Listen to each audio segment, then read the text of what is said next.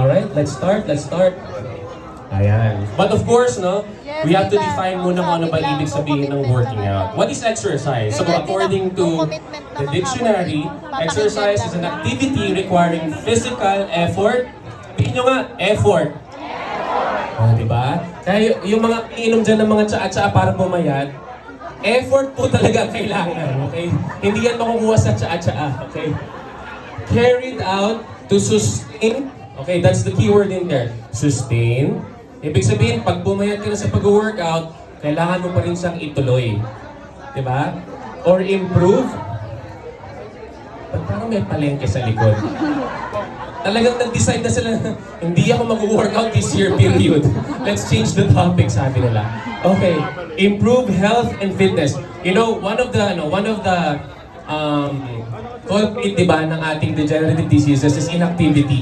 Sedentary lifestyle. Diba, sabi nga ni Sir, diba, nagpe-prepare papunta sa work, tapos sa work, 8 hours time nakaupo, tapos pag uwi, after work, nanonood ng TV, tapos nagtataka ka bakit tayo may heart problem, bakit tayo may diabetes, bakit tayo may iba't ibang sakit, tama? So ako, no, personally, no, even before pa nila ibigay yung topic na to, personally, ang goal ko is i-convince kayong lahat, lalo na yung mga nag-iingay dyan, dahil nag-decide na ayaw talaga nila mag-workout.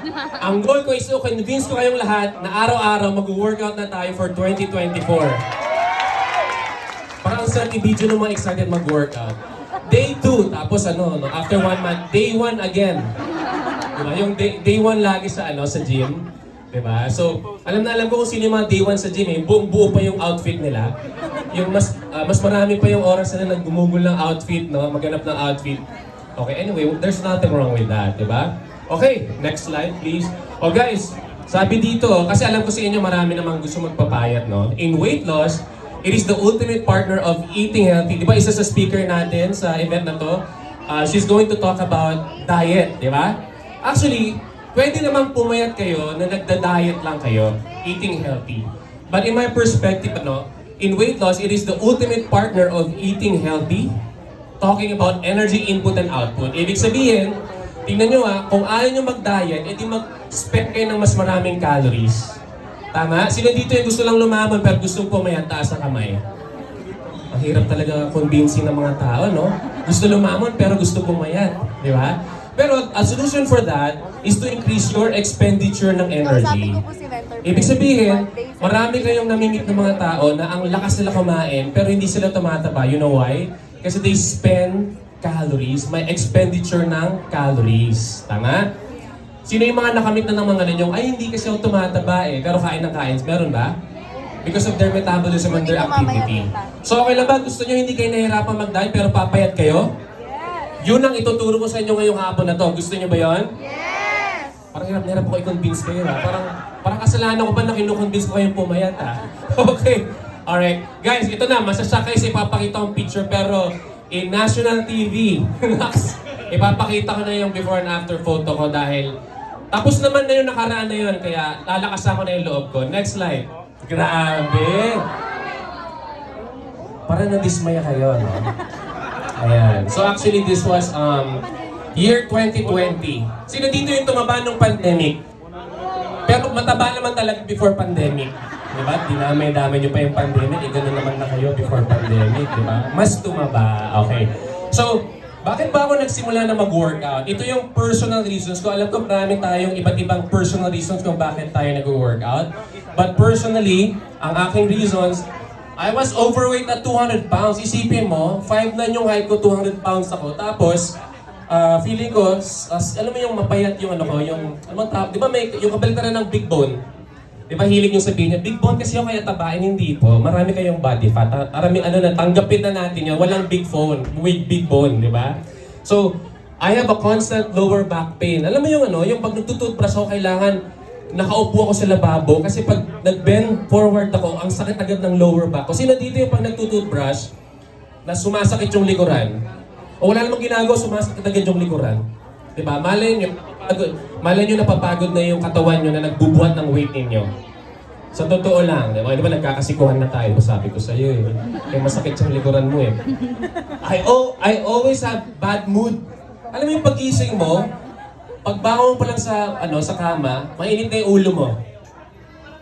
Kasi nga, malapot na yung dugo natin. Joke lang. Masustroke na pala. No? Ayan. Tapos ito, totoo to. Nung nasa Baguio pa lang ako nakabase, kasi sa Baguio po ako nag-start. 13 years na po pala ako sa USANA, sa mga hindi nakakilala sa akin. 13 years na po ako sa USANA. I started in Baguio City. Alam mo ba, every time na nagpe-present kami, alam mo yung ano, yung hindi ako kakain ng marami today, pero pag gutom ka na, wala ka ng pakialam. Tapos pag busog na busog ka ulit, pa-promise mo ulit, promise magda-diet na ako. Sino yung mga naka-experience na yung pag busog na busog siya, promise, promise, promise, yun na yung last ko na malaking kain. Tapos pag gutom na siya, next week na lang ako magda-diet. Nangyayari ba yun? Parang ano siya eh, para tayo nakakulong sa cycle natin. Tama? Tapos ngayon kami nang naka-experience ng currently, aminin na natin sa sarili natin. O, di ba ayaw talaga natin umamin ha? Manda kayo sa akin. Di ba? I feel sluggish and heavy. Yung makapag-present lang ng isang guest, feeling niya ano na siya, mag-$1,000 na siya for the week. Kasi nga, pagod na pagod tayo. Diba? So, I was about to turn 30 at that time. So sabi ko sa sarili ko, pag di ko pa siya ginawa ngayon, kailan ko pa siya gagawin? Tama? Sila dito yung isa sa goal nila, isa sa motivation nila, the reason why they wanna lose weight is their age. Sino dito? Ayan, di ba? Ba't ilang taong ka na ba, Coach Matt? 30 ka na ba? Parang 16 lang na-meet kita. Grabe. Ang bilis mo lumaki ah. Ay, sorry. Ang bilis ng panahon. Ayan. I do not feel good about how I look. Personally, ito, totoo to ba? Alam mo yung sabi ng nanay ko lumalaki o kamukha ko daw si Piolo Pascual? Eh nanay ko kasi yun eh. Di ba? Tapos habang pataba ko ng pataba, pag naniniwala ko, nasa na yung Piolo Pascual? Bakit iba yung nakikita ko? So, ito sinabi ko talaga to. Okay lang, palakpakan natin nandito yung magiging asawa ko in 2 weeks. Sabi ko talaga sa kanya, totoo to, verbatim. Sabi ko, alam mo, kailangan na magpapayat kasi naniniwala ko may itsura talaga ako ito natatago lang sa taba. Sino yung naniniwala dito may itsura natatago lang sa taba? May damay. Diba? So, pero minsan hindi tayo pumapayat kasi alam mo sa sarili mo na may itsura ka. Kaya lang, mataba ka na, diba? Joke lang. Pero anyway, so moving forward, no, with the slide. Ayan. So, why do you want to start exercising? Your answer, di ba marami dito, maraming tanong. Ano po bang workout ang pwede kong simulan? Ano po bang bagay sa akin ng workout? So, that answer would guide you to build your routine in the gym. Kasi syempre dito maraming gustong mag-gym, tama? Nagpa-member sila, 6 months contract. Sabi nung staff kanina sa gym na pinupuntahan ko, sabi niya, Sir, sige, pasok ka lang. Huwag ka na munang mag-sign up kasi marami, 150 ang ano namin dito, kliyente namin, pero 20 lang yung araw-araw nag-gym. Wala talaga silang tao, di ba? Pero, okay. What do you want to get from exercising? You have to answer that personally. Kailangan, alam mo, specifically kung bakit mo gusto mag-workout. Do you want a better mood? Gusto mo ba mag-lose ng weight? Takot ka ba sa health mo kaya mo siya ginagawa? Number 2. Any specific muscle group you want to develop? Sino dito yung excited magpalaki ng puwet, taas sa kamay? O, di ba? Pero dahan-dahan, baka mamaya puwet na lang malaki sa inyo, ha? Hindi rin maganda yun. Sino dito yung gusto magpalaki ng arms, taas sa kamay? O, di ba? Kasi magjo-joke sana ako, pero pinipigil lang kayo mga offensive na jokes, eh. Anyway, ayan. So, any specific body part you want to increase the strength, no? Kasi, one of the reason kung bakit ako ginanahan mag-workout ay nung pandemic, nagsimula ako mag-workout, sobrang hina ko pala. Imagine mo, hindi bagay sa akin, alam mo yun, yung mga ginagawa kong workout. Sino dito yung pagdating sa gym, parang inikutan niya na lahat ng machine kung ano yung kaya niyang gawin pero wala siyang kayang gawin. So, and of course, what kind of physical activities do you enjoy? That's very important as well kasi wala namang masama na araw-araw mag-Zumba, tama? In fact, today, mag-zumba tayo, tayo. Joke lang. Wala mag-zumba today. Ayan. Sino naman yung nag-i-enjoy ng sports lang? Diba? Boxing, badminton, swimming, diba? So, iba-iba. So, hindi naman kailangan gym lang ang working out. Kasi diba, akala natin pag sinabi mo mag-workout na ako, kailangan gym agad, diba? Marami naman. Sino dito yung gustong nag-workout sa bahay mag-isa? Ayan, diba? So, ako kasi, ayoko kasing sa bahay lang kasi nabubura ako sa sarili ko. Tinry ko kasing kausapin yung sarili ko, nabubore ako sa kanila. Kaya so kailangan ko ng social environment. Ayan. So, next slide. Buhay pa kayo? Yes! Okay. So what are the benefits of exercising? Ito guys, dito sa 11 na to, makukonvince ko na kayo finally na mag-workout. Ready na kayo? Yes! Kasi expound ko to isa-isa eh. This is in Stanford Gym pala sa California. So, malabo lang pero 8 plates po yan. 8 plates po yan. Malabo lang talaga kaya mukha lang 2 plates. Ayan. So number 1, aminin natin, may mga panahon na nakaka-stress ang ating Usana business. Tama? Yes. Taas ang kamay. Sino yung mga na-stress sa Usana business? Sige, batukan mo yung dali mo nagpapastress sa'yo ngayon na. Katabi mo ba siya? Joke lang, di ba? So alam mo, scientific study ito na ang pag-workout daw ay nag-release ng norepinephrine, di ba? Ibig sabihin, it's a body chemical na nagmo-moderate ng ating stress reduction. Ibig sabihin, kung ikaw yung madaling ma-stress, kailangan mo na mag-workout kasi mas kakalma ka. Tingnan mo, sobrang kalma ko, tama? Parang di ako na problema. Tama ba? Parang yes naman nasa niyo lahat di ba? Anyway, so ito I highly recommend working out for stress reduction, lalo na yung pansin nyo yung environment natin ay parang sobrang nakaka-stress, tama? Number 2, it boosts happy chemicals. Nakakita ka na ba ng mainitin ng ulo na nag-workout? Di ba wala? Minsan nga nakakainis na yung energy nila eh. Yung parang napaka-OA naman ng mga taong to eh. Nag-workout lang, saya-saya na masyado. Di ba nakakainis na minsan? Pero it's because nagre-release yan ng endorphins, di ba? Yun yung happy chemicals na tinatawag. So sino dito yung yung gusto masaya araw-araw, taas sa kamay? Di ba? Mukha nga kayong kailangan sumaya, di ba? Sino dito gusto sumaya araw-araw, taas sa kamay? Ayan, alam mo, imagine mo, no? Hindi mo kailangan bumili ng bag na mamahalin, hindi mo kailangan mag-shopping, hindi mo kailangan manood ng, ano yung nagpapasaya sa TV ngayon? Hindi na ako updated. Hindi nyo na kailangan manood ng ng TV show na favorite nyo, sasaya kayo, nag-workout lang kayo.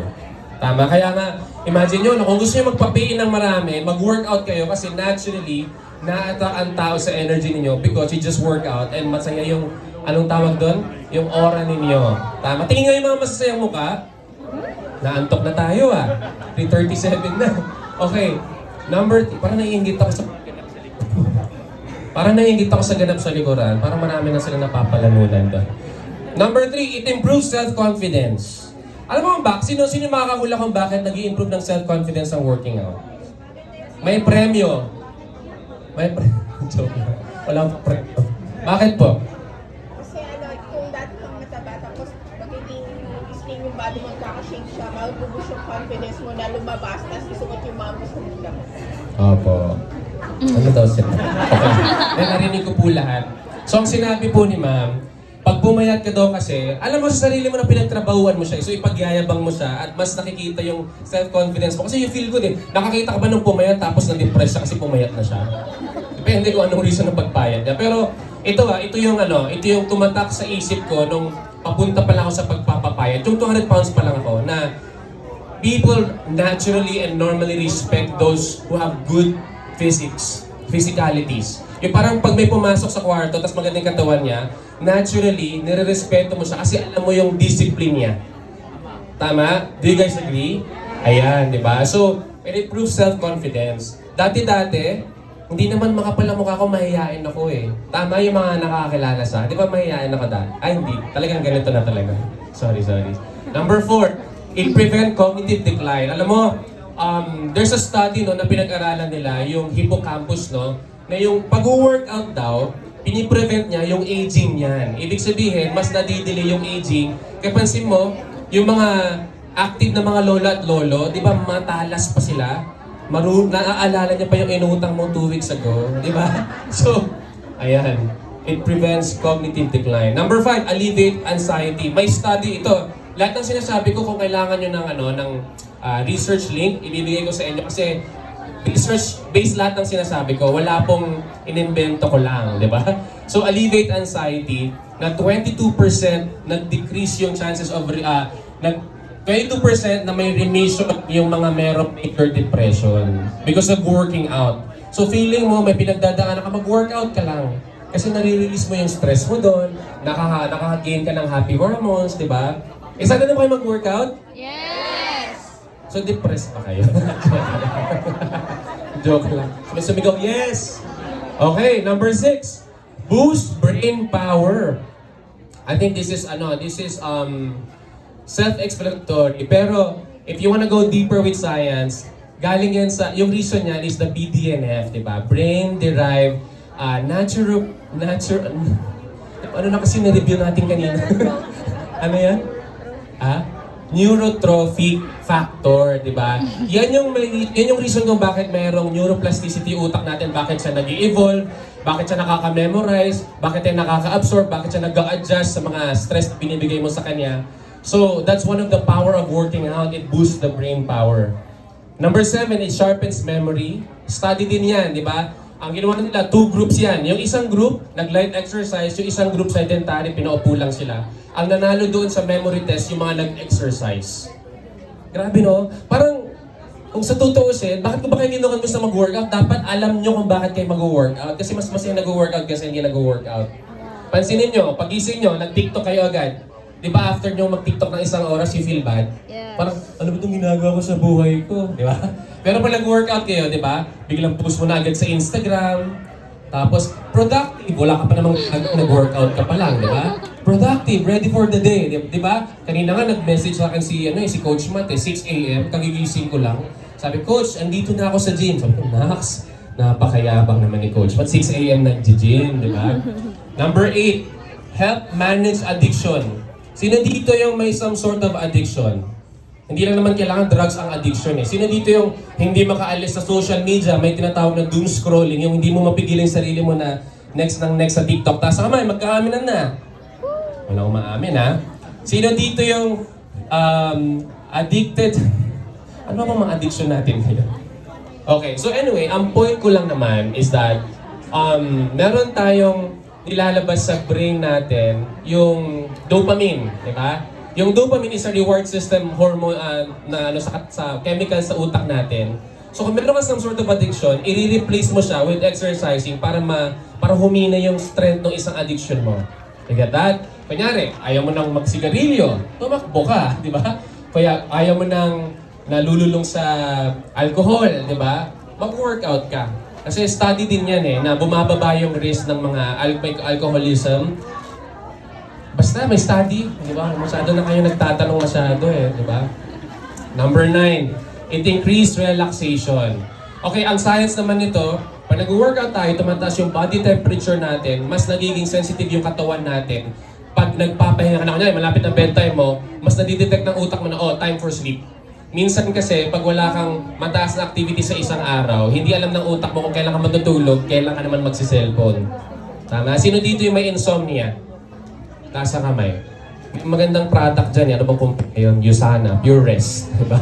So, number 10, it creates momentum for productivity. Ako personally, for the past 2 years na nag-workout ako, hindi ko na kaya maging productive pag hindi ako nag-workout sa umaga. Diba? Kasi, basically, this is self-explanatory. Pag nag-workout ka, habang nag-workout ka, iniisip mo na yung gagawin mo, yung katawan mo sanay nang gumalaw, kumbaga, didiretso ka na lang sa next activity mo. Diba? Pag gising mo sa umaga at hindi ka nag-workout, ang bagal ng galaw mo, diba? Yeah. Gising ka, cellphone, ano kayang breakfast. Alam mo yung parang feeling mo nagsasayang ka ng oras, o ako lang ba nakakapag-isip mo? Pero workout kayo para malaman niyo yung sinasabi ko. Okay, and of course, number 11, ang daming benefits ng exercising. Balik po tayo sa previous na yan. Number 11, it strengthens body and immune system. Simple lang naman yan kahit hindi na science i-explain, simple lang yan. Pag nag-workout ka, umiikot yung dugo mo sa katawan mo, ano ba yung mga nasa blood natin, di ba? Kung ano-anong nutrients na kailangan umikot sa katawan para sa immune system mo, basically para sa health mo. Lalo na kung nagsa-supplements ka, pag hindi ka nag-workout, hindi iikot yung essentials. Alam nyo ba yon? Pag uminom ka, tapos hindi ka nag-workout, nandyan lang yan sa lalamunan mo, hindi gagalaw yan. Kailangan igalaw mo yung muscles dyan, tama? Okay na, kahit tinuuto ko na kayo, di ba? Okay, next slide. Ayan. So ito na. Sino dito yung ready na mag-workout after malaman niyo yung benefits of working out? Ready na kayo?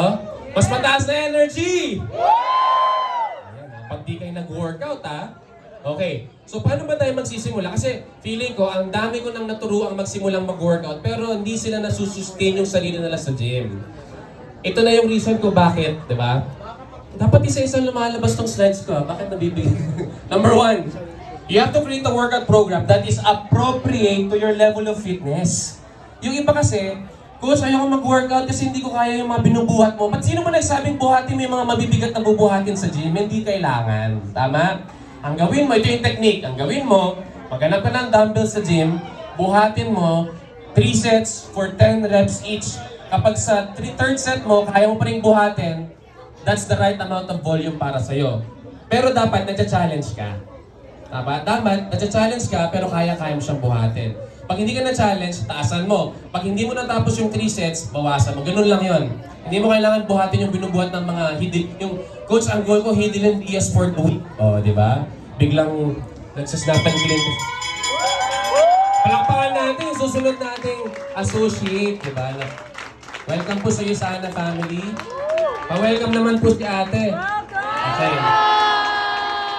Salamat po. Welcome po sa iyo, Sana. Next time mag-pay-in po kayo after ko na mag-talk, ha? Hindi yung kalagitnaan ng talk. Joke lang. Joke lang. Istorbo tayo. Joke lang. Biro lang po yun. Ayan. Mahilig lang po magbiro mga taga-iyo, Sana. Di ba, guys? Yes! Ayan. Pero di ba? Bakit skip na ng talk, hindi na-pay-in. Joke lang. Okay, next. You have to start easy. Your goal is to get your joints and body moving. So, ibig sabihin, kunyari, bago pa mag-sign up sa gym, mag-workout ka na sa bahay with just your body weight. Gumalaw-galaw ka na. Sino dito yung pagising sa umaga masakit ang katawan? Kasi hindi kayo nagsistretching.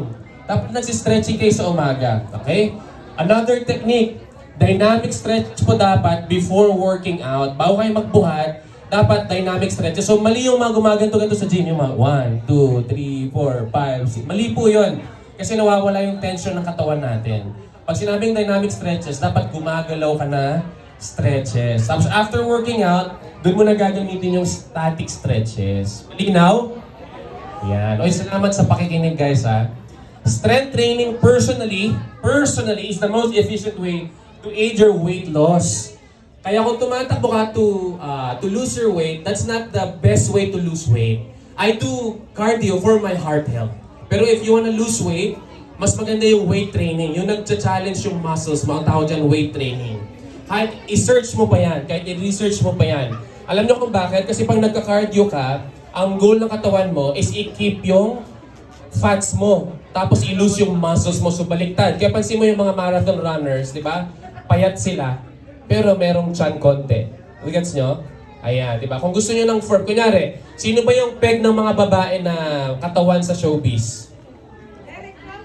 Babae nga po eh. Ang ganda ng balikat ng... Isipin mo, ang kahaba ng buhok, tapos ang laki ng balikat ng ganyan, no? Derek Ramsey. Pag babae pa, meron po ba? Ann Curtis yung ano, araw-araw nakakakita yung abs. Grabe, nagpe-present kang ganyan. Dito ka nag-gold setting, oh. Ito po yung left, ito yung right. Kung nilibrot lang po kayo dyan. Kung gusto lang ganon, ang saya ng ganon, di ba? Sino dito yung gusto maging Ann Curtis? Grabe, no? Tapos naging Ann... Naging Ann Patuan, no? Joke. Okay, so, that's my personal take. That's my personal take. Sa mga gusto magsimula sa pag-gym, ang gawin nyo, mag-legs muna kayo. Kasi yan yung foundation ng katawan nyo. Kasi legs nakakonect sa core ninyo. Hindi yung pupunta kayo sa gym, tapos ang una nyo wino-workout, leeg. Di ba? Sinasabitan nyo yung... Ang tawag yan, accessory muscles. So ang main focus groups nyo po sa pag-workout are the bigger ones. Chest. Di ba yung mga babae takot, ayoko mag-workout ng chest, baka mapala yung dibdib ko. Hindi totoo yun. Nagkataon na ganyan lang talaga siya at lumabas yung katotohanan nung nawala yung fats, di ba? Pero, ironically, pag winorkout nyo yung chest nyo, pag babae kayo, itutulak na pa nga yung adipose tissue, mas mukha pa nga siyang fuller eh. Tignan nyo. Oh, joke lang, na-conscious ko na yan. Okay, next one. Ayan. Okay. Tapos, ano pa yung mga major groups natin? Legs is very important. Yung literal na, sino dito yung sa girls yung ano, gustong naka-miniskirt sa office tapos may cuts-cuts yung legs ng ganyan. Gusto niyo ba yon? Sa bagay, no? Hindi rin para sa lahat yung gano'n. Okay. Sa lalaki, of course, we have our back, di ba? We have our shoulders. Ano bang muscles yung gusto niyo i-develop? Abs. Alam nyo, buti na lang nasabi ni Sir yung abs. Alam nyo, ngayon nyo lang siguro maririnig to. Wala pong spot reduction na tinatawag. Ibig sabihin, pag nag-sit up po kayo, hindi po mawawala automatically ang tiyan nyo. Walang spot reduction. Ang pagtunaw po ng taba is general body. Ibig sabihin, hindi porket nag-sit up ka, abs yung matidevelop sa'yo. In fact, nagka-abs po ako na wala akong ab workout kasi kailangan mo lang talaga babaan yung body fats mo. Tama? Ayan. Of course, create a workout split that will accommodate all your muscles group within a week. So simple lang yan. Step 1, alamin mo kung ilang days ba yung makukumit mo in a week na makapag-workout ka. 3 days, 4 days, 5 days. There's walang superior na number. Kahit yung twice a week, pwede ka mag-workout. Tama? 2, 3. Tapos doon ka mag-decide. Dapat twice mo matatarget yung mga muscles. So kunyari, 2 days ka mag-workout in a week. So magkakaroon ka ng full body, full body. You get that? 3 days a week. So magkakaroon ka ng upper body, lower body, full body. You get the point? Dapat twice matatarget yung buong katawan. 4 times a week. So upper body, lower body, upper body, lower body. 5 times a week. Upper body, lower body, upper body, lower body, full body. Ako po, 6 times a week. Push, pull, legs. Rest, push, pull, legs. O kunyari, ideal ba yung 7 days a week? Pwede naman, pero lumabas ka din sa gym. Marami pang magagawa sa labas. Diba? Wag gym ng gym. Okay? Next slide. Are you guys learning? Yes. Are you guys going to work out? Ay, grabe naman yan. Of course, I want to take this opportunity to thank USANA Philippines for sponsoring my Spartan races sa California, sa Utah. Sila po ang nagbayad ng aking hotel at plane flights. Thank you, USANA Philippines. And alam mo, when I turned 30, I promised myself na kung di ko pa gagawin tong transformation na to, kailan ko pa siya gagawin pag 40 na ako when it's more difficult for me to do it. So, nung feeling ko, nagkaroon na ako ng some changes sa katawan ko, I want to challenge myself with my strength. Kasi po, bago po ako magpapayat, ako po yung tipong tao na pag nagsintas ng sapatos, pagbalik ko po hinihingal na po ako. So, Spartan was the moment for me na na-realize ko na lahat ng tao kaya nilang baguhin yung katawan nila. Kasi in the first place, kontrolado nyo naman lahat yan. Tama? Simple lang naman po yung logic eh. Bakit ka Okay, pasensya na kung medyo diretso tayo sa paggamit ng word na mataba, tumaba. Simple lang naman yan eh. Bakit ka tumaba? Kumain ka na marami. Paano ka papayat? Hindi kumain ka ng mas konti. Tama? Bakit hindi ka malakas? Hindi ka nag-workout. Paano ka lalakas? Mag-workout ka. So minsan ginagawa natin komplikado. Coach, hindi ako pumapayat, nakailang tiyaan na ako. Bakit tumaba ka ba? Kasi kulang ka sa pagtsatsaa. Diba? So, aminin natin sa sarili natin. Diba? I-video nyo nga ito, yung mga nagbebenta ng mga pangtsaa na weight loss. Tubig lang po, nadi-dehydrate lang po kayo, kaya po kayo mas maganda next day. Kasi po, ang tawag dyan sa mga tsaa na yan ay diuretics. Diba? So normal lang napapayat ka the next day pero babalik ka ulit sa weight mo kaya kayo na-frustrate eh. Bakit hindi ka na lang kumain ng mas konti? Kasi ang rule lang naman dyan, kung malapit ka na mabusog, tumigil ka na kasi anin mo naman yung pagkabusog mo. You get my point? Intentional eating. Alam ko hindi ko na topic to, pero pagkakain ako simple lang. Anong gagawin ko? Mag-pepper lang ako? Ibig sabihin nakaupo lang ako, bunganga ko lang yung gagamit ng calories. Bakit ako bakit ako mag-Viking? Kasi coach, may pain ako, deserve ko to. Eh na-reject din siya, coach, deserve ko rin to eh. So deserve mo araw-araw yung pagkain ng marami. Diba? Kaya nung tumaba, nung sinasabi ko sa kanila, deserve mo yan.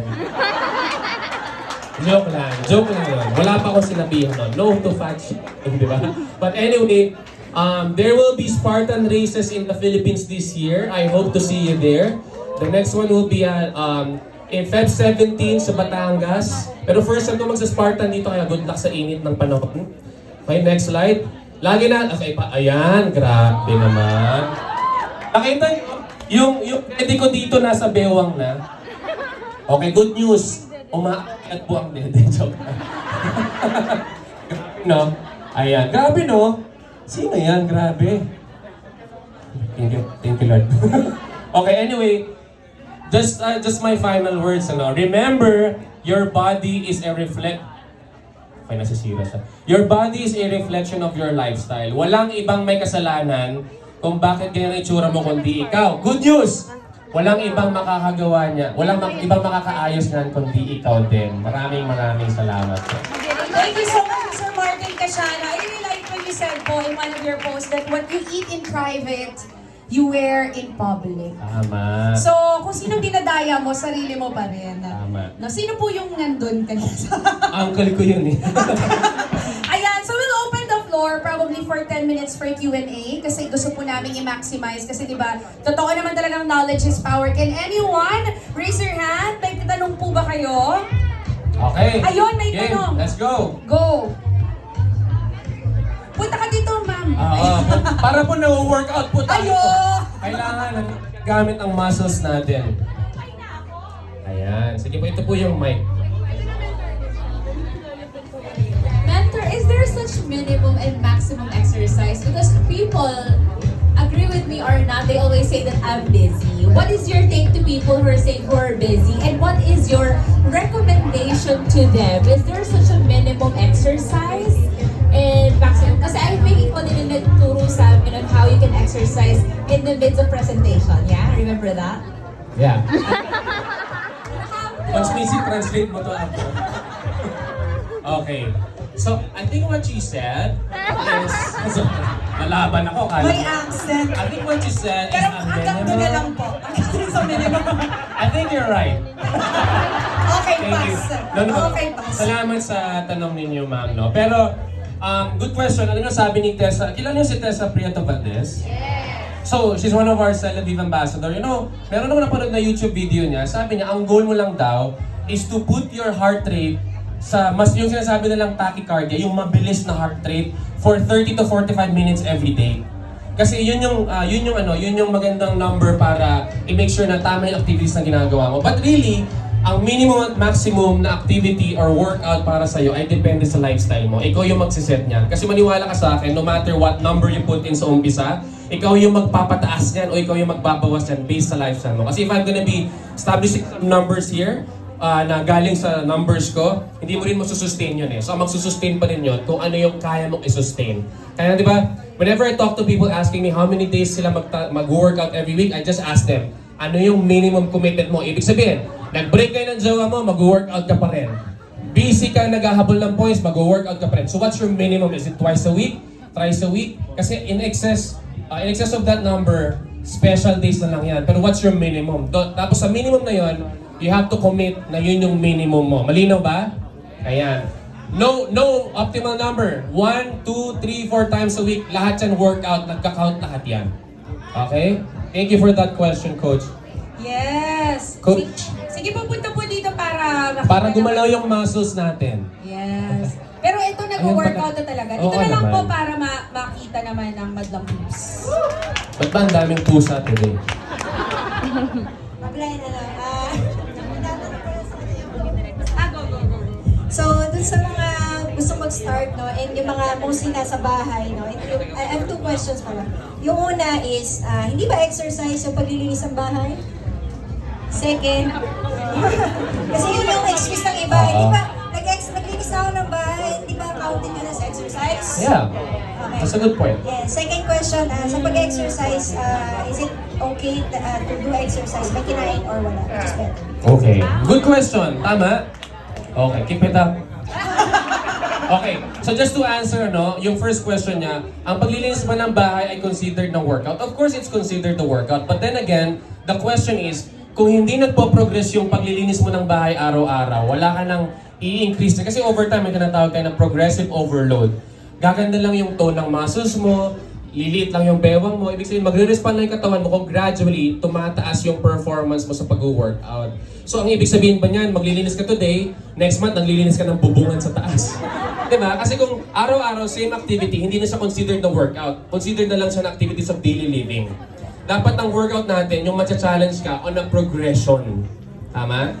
The second question is, ano bang mas mahalaga? Fasted workout? Di ba meron yung mga ganon, yung hindi ko makain, tapos dediretso sa workout? Or kasi ako personally, lumalaman ako before working out. It depends on your goal. So for example, ang goal ko is to build muscles and lose body fat.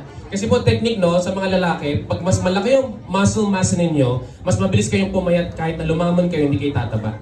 Kaya may tinatawag yung skinny fat, di ba? Yung nagpapapayat, pero ang bagal pumayat. Bakit? Kasi walang muscles na tutulong na tumunaw ng body fat na yon. So, kung gusto mong lumakas sa gym, syempre hindi ka pwedeng magbuhat na walang laman yung tiyan mo. Tama? Pero gusto mo lang naman ng fat loss, di ba? Tapos light activity lang naman yan, mag-zumba ka. Ang reason kasi kung bakit may mga nagpa-fasted workout, they use their calories from their body fat, yung fat storages nila, as their source of energy. Di ba? But if you ask me personally, kung gusto nyo talagang pumayat, weight training and then eat before working out, an hour or 2. Ang kakainin, ito pa, Coach, magpo-protein lang ako, protein lang. Hindi po immediate source of energy ang protein. Mag-carbs ka. Hindi po totoong hindi kayo papayat pag nagkakanin kayo araw-araw. Araw-araw for 2 years na nagpapapayat ako, nagkakanin po ako. Diba? Kasi that's your source of energy. Okay? Success? Magkakanin pa rin? Pag nag-workout ba, okay na ba mag-workout ng puyat? Or kailangan may full sleep? Or better bang mag-workout? Okay na ba yung nag-workout nung late night or yung early in the morning? Yeah. Okay. So, ang gaganda po ng mga questions ni Coach Ina, parang may script tayo na yan ang itatanong mo sa akin. Okay. So, sino dito yung mga call center agent? Ayan. Di ba may mga nag-workout sa mahating gabi? Lalo na ako, no, for the past years, talagang every 6 months back and forth ako, Pilipinas, US, Pilipinas, US. So, minsan, I find myself nag-workout 3 a.m. sa States kasi nag-jet lag ako pag nandito naman. Buti na lang, uso na ang Anytime Fitness, tama? So for today, we'll be giving discount. Joke lang, wala. Kala nyo may discounts Nag-expect tayo. po kami. Okay, so the real answer is, wala pong optimal time based sa lifestyle natin kung ano yung masusustain nyo pa rin. But scientifically, according to circadian rhythm, midday po ang ultimate time para mag-workout. Based sa gising mo at tulog mo, yung gitna ng araw, okay? Mga kaka-lunch lang, ganyan. What's the other question, Coach?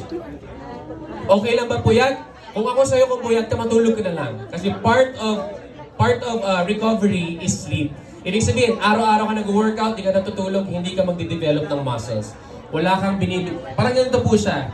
Pag natutulog ka, dyan po nag-uusap-usap yung muscles mo. Sasabihin nila, guys, listen up.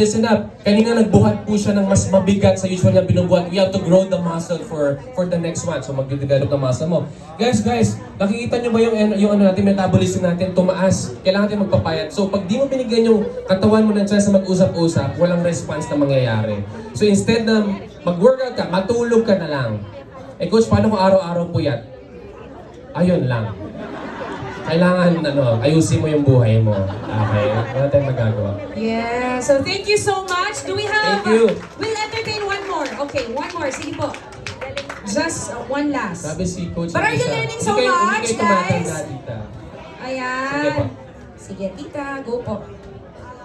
My question is, what is the best time and which one is better? Kasi I have my group, badminton in the morning around 6:30 to 8. The other naman, Zumba, 6 to 8. Tapos balak nyo pa po mag-gym. Kasi I'm joining kasi badminton. So, Okay. which Tapos one is Zumba better? naman po. Okay na po yun. Huwag na po nating dagdagan. Joke lang. So, ang tanong nyo po ba, kailan po kayo mag-gym? After Zumba at after badminton? Ano bang first? Which one daw po yung better na gawin niya? So dapat Mamimili lang mag-unload po siya. kayo. I think yung group nyo po yung bitawan. Joke lang. Kung ano po yung masusustain nyo for a longer period of time. For example, pag close ba ang badminton court, makakapag-badminton ka pa rin. Pag Zumba, kaya mo siyang gawin sa bahay. So my sustainability, talking about that, Zumba. Diba? Sa bedroom po, joke lang. Ang Zumba po sa gabi, depende po. Basta wag po kayo nag-workout malapit sa sleeping hour ninyo. Kasi imagine mo, pagod na pagod ka nag-workout, tapos mataas yung core temperature mo, mataas yung heart rate mo, hindi ka makatulog niyan. Tama. So, at least 4 hours before sleeping time. Okay. Guys, maraming salamat and thank you Sana Philippines for giving me this opportunity. Thank you. Yes. Para naman daw may exercise tayo, can you please give Mentor Martin Casiano a standing round of